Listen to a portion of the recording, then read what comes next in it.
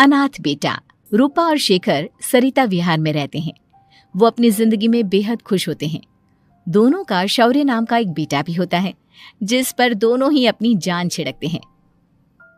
शेखर, अब तो आप शौर्य को अपनी गोद से नीचे उतार दीजिए, उसके सोने का टाइम हो रहा है। नहीं रूपा, इसे मेरे पास ही रहने दो प्लीज। मैं थोड़ी देर में इसे बिस्तर में सुला दूंगा। लेकिन कल सुबह आपकी ऑफिस में मीटिंग भी तो है ना, और इसके लिए आपको कल जल्दी भी तो निकलना होगा। जाइए, आप भी जाकर सो जाइए। क्या यार, अभी तो मेरी गोद में आया था मेरा बेटा और तुम उसे लेकर जा रही हो।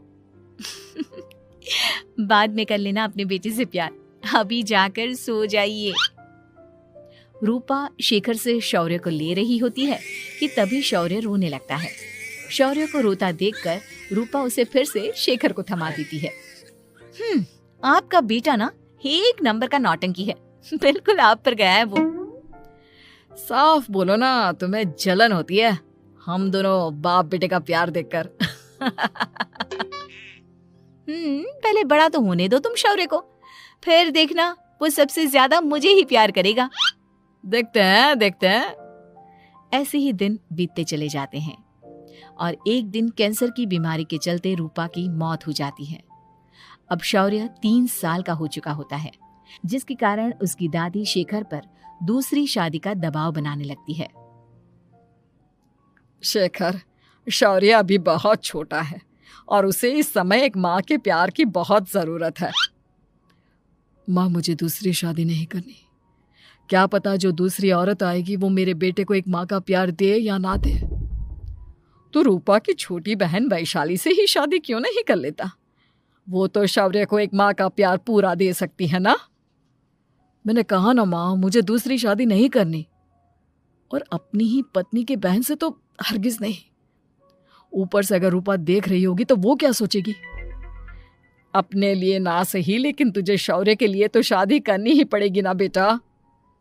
शेखर कुछ कहता उससे पहले ही अंजुमन उसे रूपा की कसम दे देती है, जिसके आगे मजबूर होकर शेखर शादी के लिए हामी भर देता है।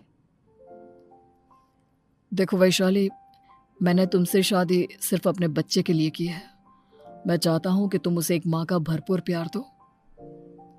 शौर्य, आपके साथ साथ मेरा भी कुछ लगता है। अगर आप मुझसे शादी नहीं भी करते तब भी मेरा प्यार शौर्य के लिए कभी कम या ज्यादा नहीं होता। शादी के कुछ दिनों बाद ही शेखर की माँ की भी मौत हो जाती है। वैशाली शौर्य को एक माँ से भी बढ़कर प्यार देती है।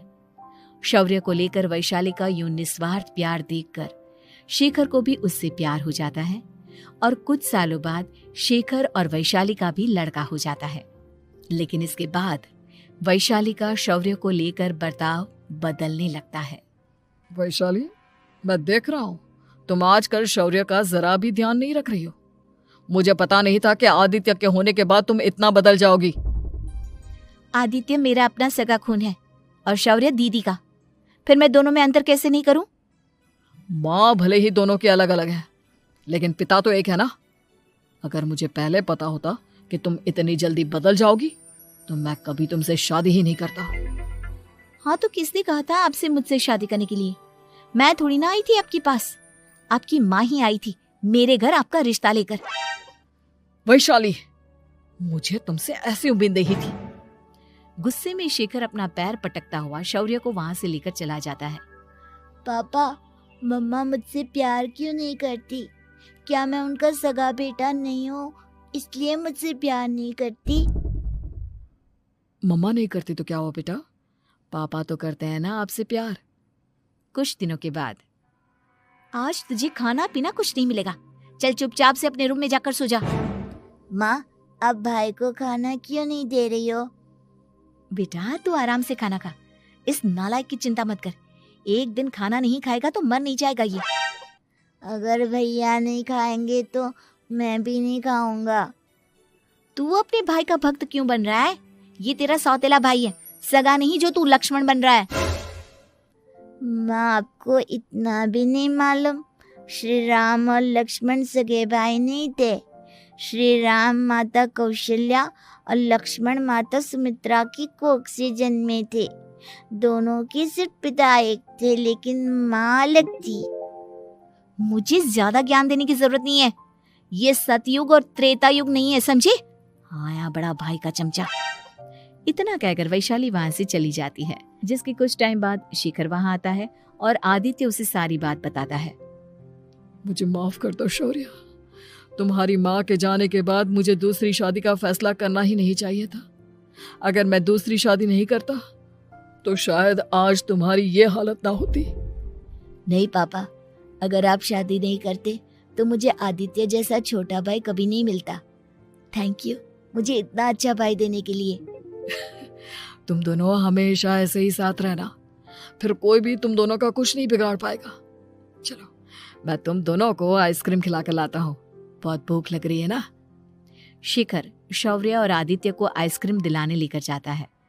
वो दोनों को पार्क में खड़ा करके आइसक्रीम लेने जा ही रहा होता है, तभी तेज रफ्तार से आती हुई एक गाड़ी उसे कुचल देती है और उसी पल शेखर की मौत हो जाती है, जिसके बाद शौर्य की जिंदगी नर्क से भी बदतर हो जाती है। सुन रहे चिरकुट, इस घर के किसी भी सामान को मेरी मर्जी के बगैर हाथ मत लगाना। इन सब पर अब तेरा कोई हक नहीं है, समझा? ठीक है माँ, मैं आपकी इजाजत के बगैर किसी चीज को हाथ नहीं लगाऊंगा। चल जाकर अब पूरे घर की सफाई कर। महज 7 साल का शौर्य वैशाली के कहने पर अपने नन्हे नन्हे हाथों से पूरे घर की सफाई करने लगता है। ऐसे ही दिन बीतने लगते हैं, लेकिन मासी से माँ बनी वैशाली को उस मासूम से बच्चे पर जरा भी तरस नहीं आता। क्यों शौर्य, ये घर में इतनी गंदगी कैसे हो रही है? ढंग से सफाई नहीं की है क्या तूने? माँ मैंने तो अच्छे से सफाई की थी, लेकिन आदित्य बार बार इधर उधर चलकर गंदा कर देता है। अच्छा, खुद से एक काम ढंग से नहीं होता और अपनी गलतियों का जिम्मेदार मेरे बेटे को ठहराता है। इतना कहकर वैशाली बांस का डंडा उठाकर शौर्य को जोर जोर से मारने लगती है। तभी वहां वैशाली के मायके वाले भी आ जाते हैं और उसकी सारी करतूतें देख लेते हैं। माँ मैं ऐसा क्या करूं जिससे आप मुझे भी आदित्य के जितना प्यार करोगी? बोलिए ना माँ, मेरे क्या करने से आपके अंदर मेरे लिए ममता जागेगी? वैशाली शौर्य की एक नहीं सुनती, उसके ऊपर डंडे बरसाती जाती है। हद पार होते देख वैशाली की माँ उसका हाथ पकड़ती है और जोर से उसे थप्पड़ मारती है। यही सब करने के लिए तूने दामाद जी से शादी की थी? हमने सपने में भी तुझसे ऐसी हरकत की उम्मीद नहीं की थी। तू माँ नहीं, माँ के नाम पर एक धब्बा है। बस कीजिए माँ, आदित्य के इस दुनिया में आने से पहले मैंने इसे बहुत प्यार किया था, लेकिन अब जब मेरी खुद की औलाद है तो मैं किसी और के बच्चे से प्यार क्यों करूं? अरे नालायक औरत, जिसे तू किसी और का बच्चा कह रही है वो तेरी खुद की सगी बहन का बच्चा है। बहन है तो क्या हुआ, मेरे अपने बच्चे से बढ़कर तो नहीं हो सकता ना ये कभी। अगर यही बात थी तो तू हमें पहले बता देती, हम शौर्य को अपने साथ ले जाते। उसे इस तरह प्रताड़ित करने की क्या जरूरत थी? अगर आपको लेकर जाना है ना तो ले जाइए इसे, मैं नहीं रोकूंगी। नहीं माँ, मुझे कहीं नहीं जाना, मुझे आपके साथ ही रहना है। मैं तेरी कोई माँ बाबा नहीं हूँ, तेरी माँ मर चुकी है, समझा? अब निकल जा मेरे घर से। माँ अब बहुत गंदी हो, मुझे भी नहीं रहना आपके साथ, मैं भी भाई के साथ ही जाऊंगा। अरे तू क्यों जाएगा, तू तो मेरा सगा बेटा है, जाने दे इसे। हम यहाँ ऐश से रहेंगे, तुम्हारे पापा बहुत सारी जमीन जायदाद छोड़ गए हैं तुम्हारे लिए। नहीं माँ, मुझे भाई के साथ जाना है। आप अच्छी नहीं हो, आप बहुत बुरी हो, आप भाई को बहुत परेशान करती हो। देख वैशाली, तुझसे ज्यादा समझ तो इस मासूम बच्चे में है। ये तेरे बुरे कर्मों का ही नतीजा है जो आज तेरी सगी औलाद खुद से तुझे ठुकरा रही है। आदित्य, तुझे इस शौर्य ने भड़काया है ना मेरे खिलाफ? नहीं माँ, मुझे किसी ने भड़काया नहीं, पर मैं सब देखता हूँ, सब समझता हूँ। भाई बहुत अच्छा है, वो आपकी जैसा नहीं है। चलिए नानी। इतना कहकर वैशाली के मायके वाले आदित्य और शौर्य को अपने साथ ले जाते हैं और इस तरह वैशाली बड़े से घर में अकेली पड़ जाती है। 2 बेटों के होते हुए भी आज उसे माँ कहकर बुलाने वाला कोई नहीं होता।